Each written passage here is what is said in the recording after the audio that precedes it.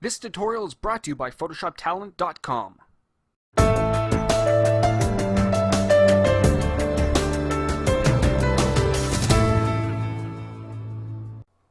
Hey there and welcome to another Photoshop tutorial from IceFlow Studios. And in this tutorial I'm going to be showing you a method of making eyes really stand out. Now in front of us, the eyes in this image are a little bit dull, they're not too bright, and they're not that saturated. And we're going to be dealing with all of these issues in this tutorial. Now this method does work with both blue and brown eyes, but it's a little bit more difficult with brown eyes. So I may be covering that in a future tutorial. So we're going to begin, and the first thing we're going to do is we're going to make the selection of the eye.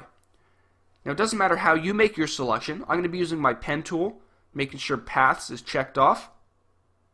And I'm going to very quickly make my selection.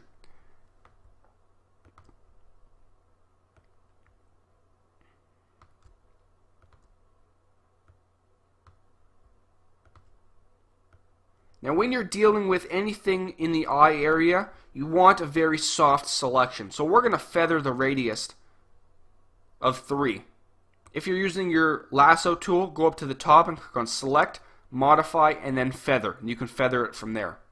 So once we have our selection made, we're going to head into our Curves dialog box. So we're going to go to Image, Adjustments, Curves. And here's our Curves dialog box. And what we're going to do, we're going to start off by brightening up the selection. So we're going to drag this line up a little bit, which will brighten it up. And we're going to click on the blue channel and drag this up as well, just a little bit. So if we click OK and we view our before and after, there's our before and after. It's a little bit more blue and a little bit more bright, but it's not that great yet. This is what we're going to do. We're going to use the burn and dodge tool to really give it some depth. So we're going to head over to the side and click on our dodge tool. At the top, set a pretty small brush, around 20 pixels. Obviously it depends on your eye size. And make sure to set hardness around the midpoint. We're going to make sure range is set to highlights and exposure is set to pretty low. We're going to zoom in here. So what we're going to do, right outside the pupil area, we're going to drag out like this. And you'll notice that it does get a little bit brighter. So we can run 1 or 2 passes around there, like so.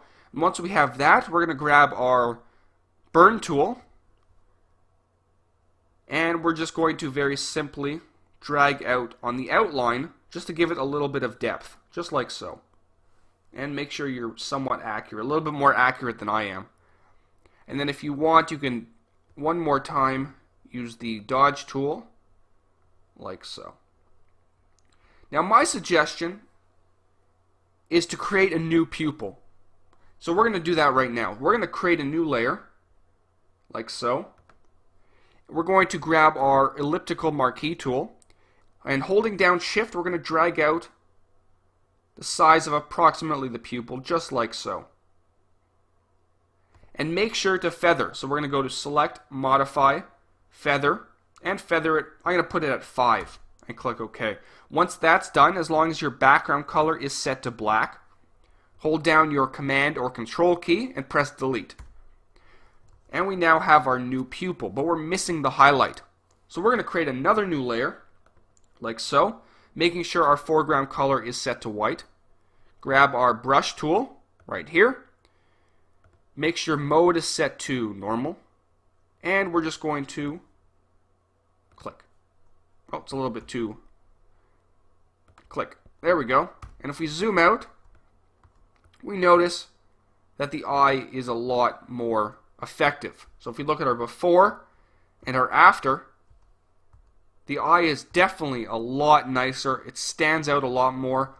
And there's a lot you can do to it. If you grab the background layer once again, we can use the sponge tool to saturate the eye just a little bit. And once again, we have our before and we have our after. So we can use this method on blue, brown, green eyes, gray eyes, whatever you want. Obviously you would do it to both eyes because now it looks a little bit ridiculous, but you can clearly see the difference. The blue eye and the greenish dull eye over there. So it's definitely a very, very effective method of making eyes stand out. There's so much you can do with it. You can make it a little bit less bright. You can make it even more brighter. It's up to you how you want to approach it. So if you're on YouTube, rate this video, comment the video, subscribe to our YouTube channel. You can also buy a high quality version of this tutorial. Check the description in the YouTube sidebar. And until next time, this is Howard from IceFlow Studios. Take care.